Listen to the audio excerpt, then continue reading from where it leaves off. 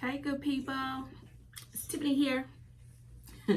I just wanted to stop in and kind of share something with you guys that I think is very, very important. Something that I do is something that I think everybody should do because if you don't have a plan for if you don't create a system, excuse me, y'all know I'm a little short. I gotta sit on my legs. Excuse me. But if you do not have a plan for something, it's almost like, how are you going to actually get it done? And you can still get it done, but things might not pan out the way that you probably would have wanted it to. And it could have been a lot more success to it.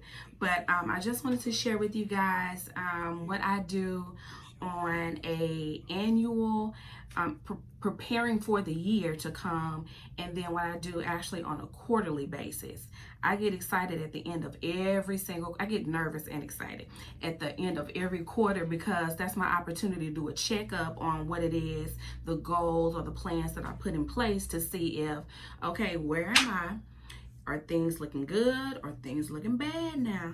Okay, so I just want to share it with you guys because I think it's very helpful. And a lot of people, the sad thing is, a lot of us go through life and nobody taught us how to do, I call it lifestyle management. Nobody taught us how to do that. You got to figure out a lot of this stuff on your own, and it's through trial and error. Okay, error. Okay, and a lot of times you don't learn how to be effective at things until you're way into adulthood. And it's not that it's too late, it's just that you've had all these hurdles and roadblocks in place that you could have got a lot farther faster had you had the information or just the experience behind it. So anyways, I'm just gonna share with you guys what I do. I've been doing this for a very long time. If I could only tell you the results that I've had just from putting systems in place, and this is nothing nobody taught me. I had to learn it for myself. And I would say this, along the way, people start giving you little nuggets, and you got to learn how to start plug and playing in it. And so a lot of this that contributes to a lot of the things that I've done as well.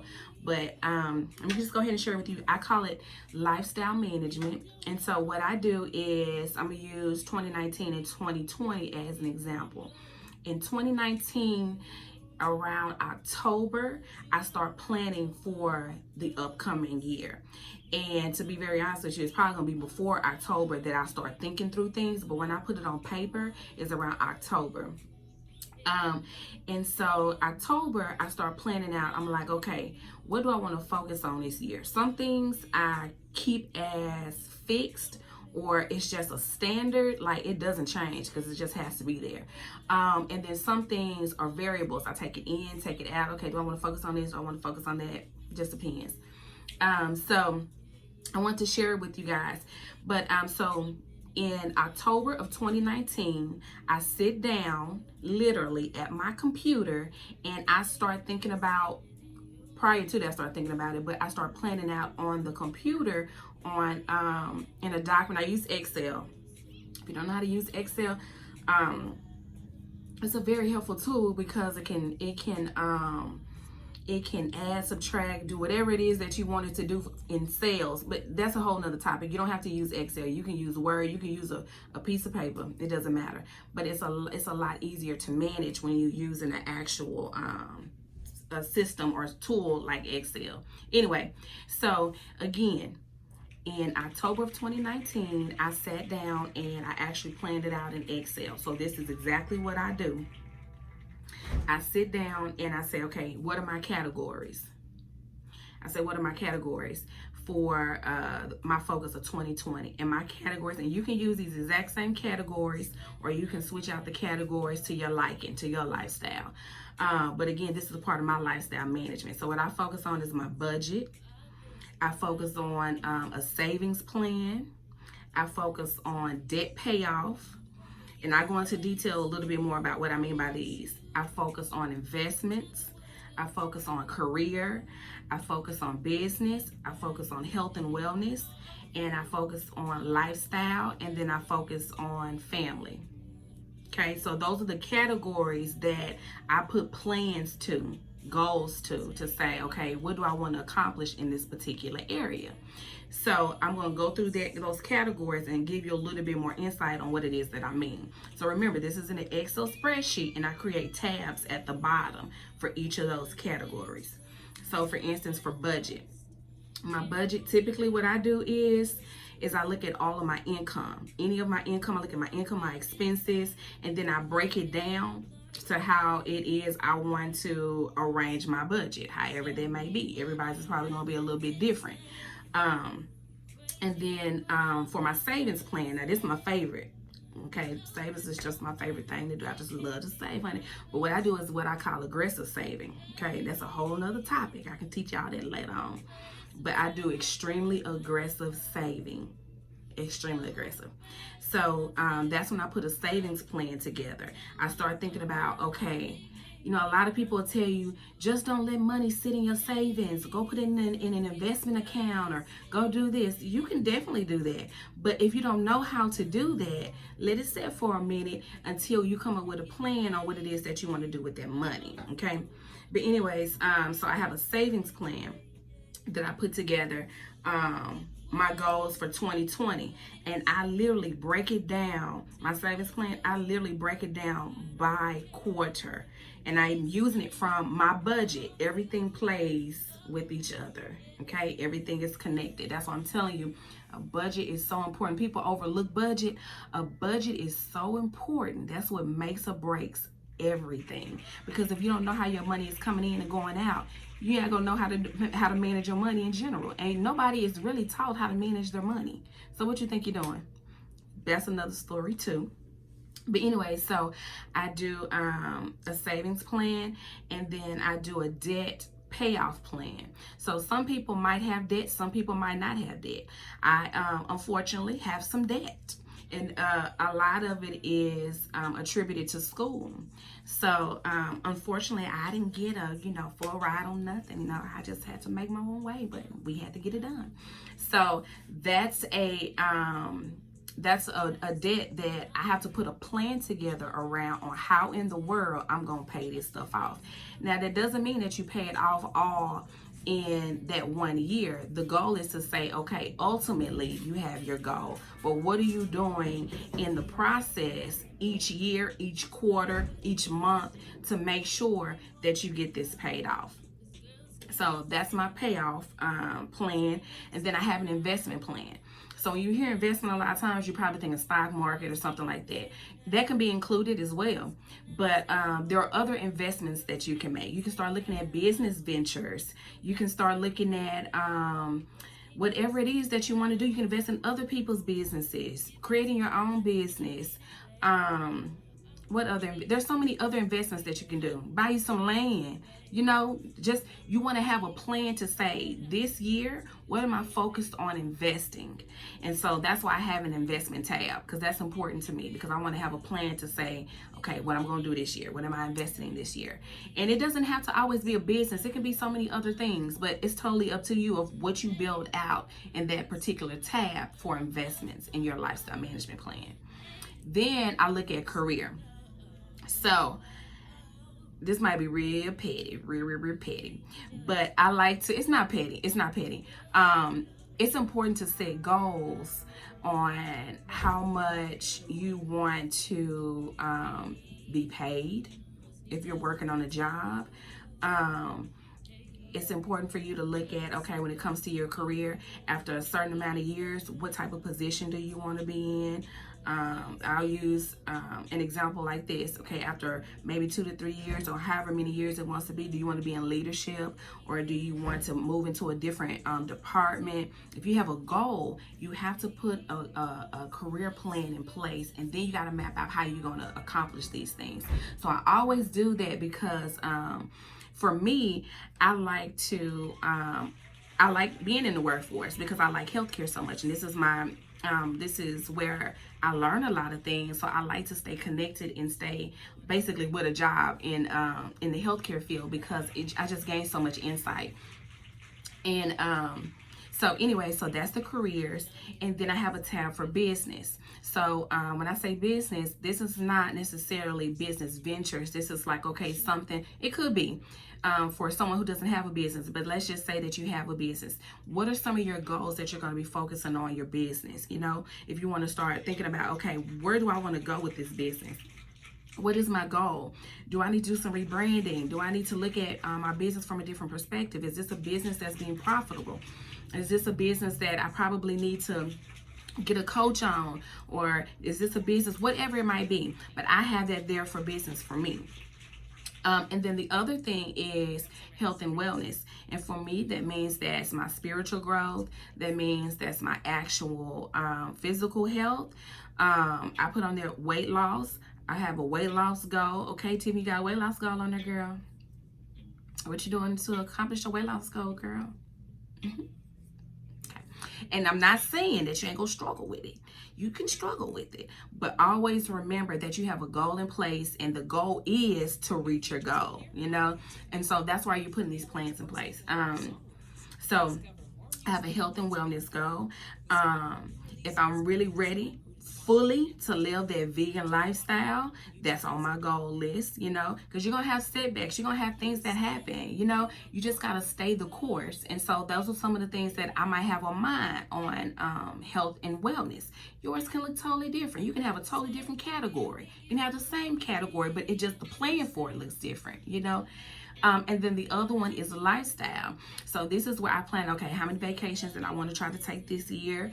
How often do I want to, what's my self-care look like? Just anything related to just like my actual lifestyle, things that really, to be honest with you, is focused on me, if you want me to be honest. So those are the things that I really look at and say, okay, plan that out. What does that actually look like that I want to stay and keep consistent with? And then I have a goal here for family. Okay. However this might sound, I have just always been like this. I have always thought about my family, whether that be my immediate family or the family that I don't have right now, whether it be a husband and kids.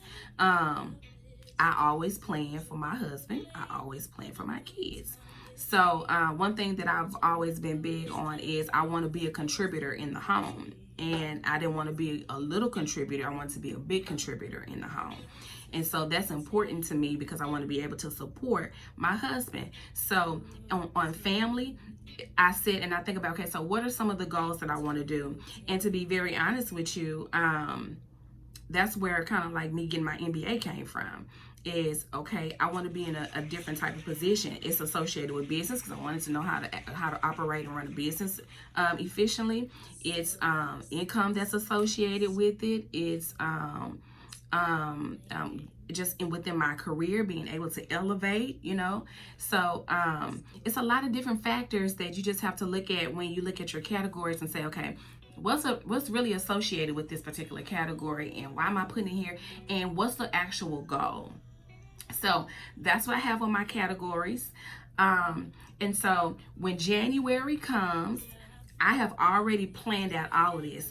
I already know how much I'm going to save down to the penny, literally. So I can tell you by the end of 2020 how much money I'm going to have saved up in my account. That's how critical you have to be with it. I can literally tell you to the penny how much I have in my account. Now, however, there are, I know I'm sticking with the savings plan because that's my favorite. It's my favorite.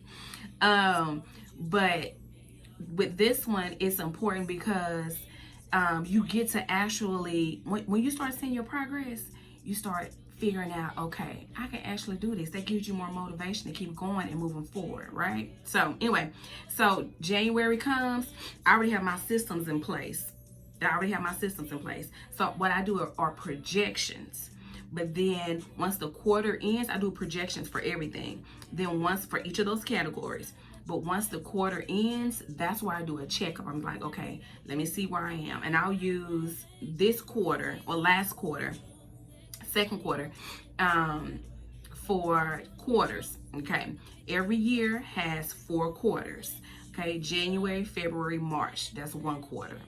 March, April, May, June. That's the second quarter. We just got out of the second quarter. We're in the third quarter because we're in July. So second quarter, let me tell y'all. So second quarter, I went over my projected goal, which is awesome. And so I got to figure out, okay, so how did I do that? And that's just because that's just me. I told you I'm an extremely aggressive saver. Any money that touched my hand goes over there.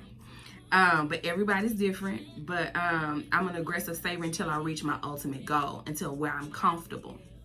But anyways, so every quarter I do that checkup, and it's so important because you want to make sure you stay on track. So I literally stop everything I'm doing. I pull up my spreadsheet and I make sure that I have looked at every single one of those tabs, and everything that's on that tab, I see where I am for the quarter. And if I'm short, I got to figure out how I'm going to recoup this. And if I'm over, that's even better, and let's keep with that. Okay, let's keep that trend going.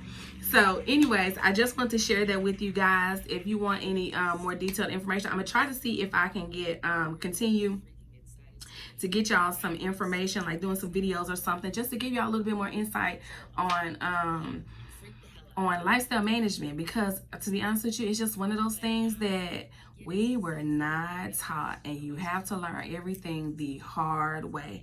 But I'm gonna tell you now, you gotta be ready for discipline and sacrifice. You gotta be ready for discipline and sacrifice. Listen to what I'm telling you. You gotta be ready for some discipline and sacrifice to reach your goals. That means you gotta be walking around looking halfway. I say all the way, halfway busted sometimes. You just gotta do what you gotta do, okay? People gonna talk about you. They're gonna wonder what's going on with you.